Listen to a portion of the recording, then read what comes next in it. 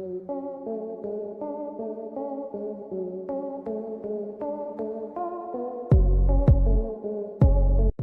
वैसे तो दुनिया भर में ऐसे कई पुल हैं जो अपनी एक अलग पहचान रखते हैं। कहीं कहीं ये पुल देश की शान भी कहलाते हैं। ऐसा ही एक पुल हमारे भारत में ही है, जो सिर्फ देश में ही नहीं बल्कि पूरी दुनिया भर में प्रसिद्ध है। यहाँ पर सबसे हैरानी की बात तो ये है कि इस विश्व प्रसिद्ध पुल का आज तक उद्घाटन भी नहीं हुआ। क्या आप जानते हैं उस पुल का नाम क्या है? अगर आप समझ पा रहे हैं तो कमेंट बॉक्स में जरूर बताइए। दोस्तों, हम बात कर रहे हैं हावड़ा ब्रिज के बारे में। दोस्तों, क्या आप कभी कोलकाता गए हो? अगर गए हो तो आपको वहां पर सबसे अच्छी चीज कौन सी लगी? आप माने या ना माने, जब भी बात कोलकाता की होती है तो इस हावड़ा ब्रिज का जिक्र जरूर होता है। और हो भी क्यों ना, इंजीनियर्स का सबसे नायाब तरीके से बनाया हुआ ब्रिज जो है। अब हमें आपको ये बताने की जरूरत तो बिल्कुल नहीं है कि आखिर ये ब्रिज कितना फेमस है, लेकिन क्या आपको पता है इसके पीछे की कहानी? क्या आपको पता है आखिर क्यों इस हावड़ा ब्रिज को इंजीनियर्स का सबसे खास नमूना माना जाता है? नहीं जानते? जानना चाहते हैं तो बने रहिए वीडियो के एंड तक। आज की इस वीडियो में हम आपको हावड़ा ब्रिज के बारे में कुछ ऐसा बताने वाले हैं जिनके बारे में आज से पहले ना कभी आपने सुना होगा ना ही देखा होगा। वीडियो को शुरू करें उससे पहले बिना बोले वीडियो को लाइक और चैनल को सब्सक्राइब करना मत भूलना। तो चलिए बिना देरी के शुरू करते हैं हमारी आज की इस वीडियो को। दोस्तों, क्या आपको पता है कोलकाता और हावड़ा के बीच कौन सी नदी बहती है? जी हाँ दोस्तों, आपका जवाब बिल्कुल सही है, हुगली नदी। बता दें, एक वक्त में कोलकाता और हावड़ा के बीच कोई पुल नहीं था और इसलिए लोगों को जब भी कोलकाता से हावड़ा या हावड़ा से कोलकाता जाना पड़ता था तो उनके पास नाव के अलावा दूसरा कोई ऑप्शन नहीं था। इसके बाद साल 1871 में बंगाल सरकार द्वारा हावड़ा ब्रिज अधिनियम पारित होने के बाद साल 1874 में सर ब्रैडफोर्ड ने नदी पर लकड़ी के पुल का निर्माण कराया। इस लकड़ी के पुल को बनाने का कुल खर्च 22 लाख रुपए आया था। आपकी जानकारी के लिए बता दें, इस पुल की लंबाई करीब 1528 फीट थी और चौड़ाई 62 फीट थी। इसके बाद आता है साल 1906। ये वो साल था जब हावड़ा स्टेशन का निर्माण हुआ। अब इस रेलवे स्टेशन के बनने के बाद लोगों की आवाजाही अपने आप दिन प्रतिदिन बढ़ने लगी।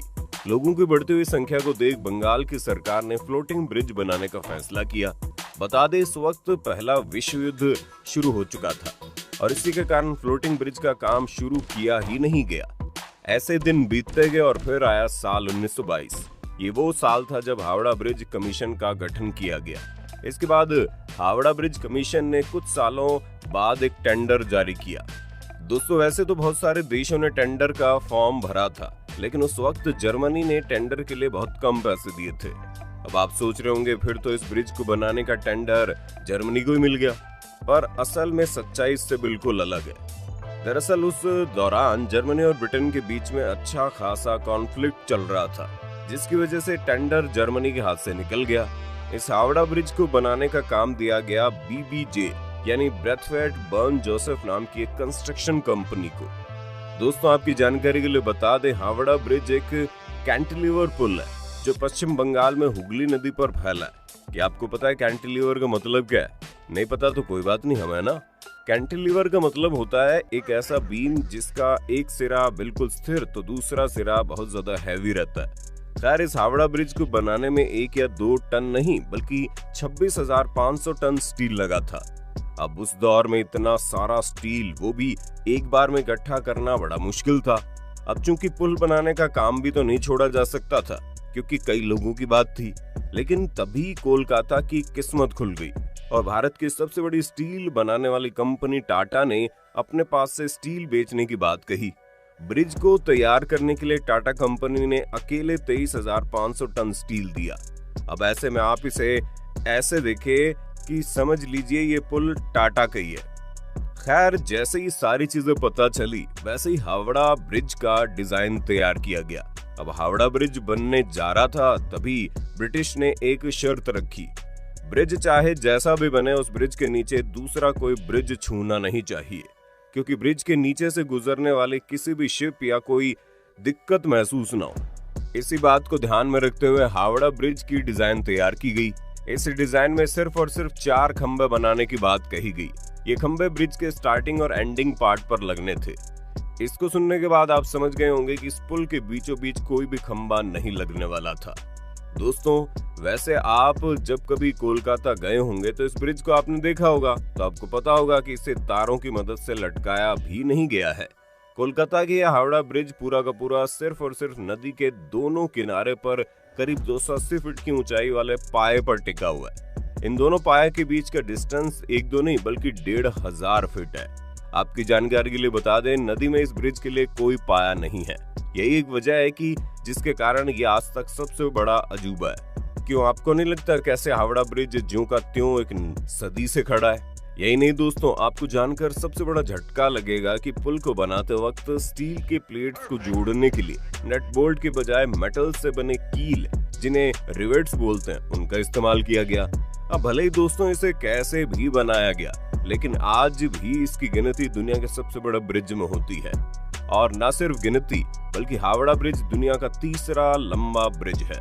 इतना ही नहीं दोस्तों, ये दुनिया का ऐसा ब्रिज है जिसका उद्घाटन कभी हुआ ही नहीं। क्या आप जानना चाहते हैं ऐसा क्यों? चलिए आपको इस बात से भी वाकिफ करवाई देते हैं।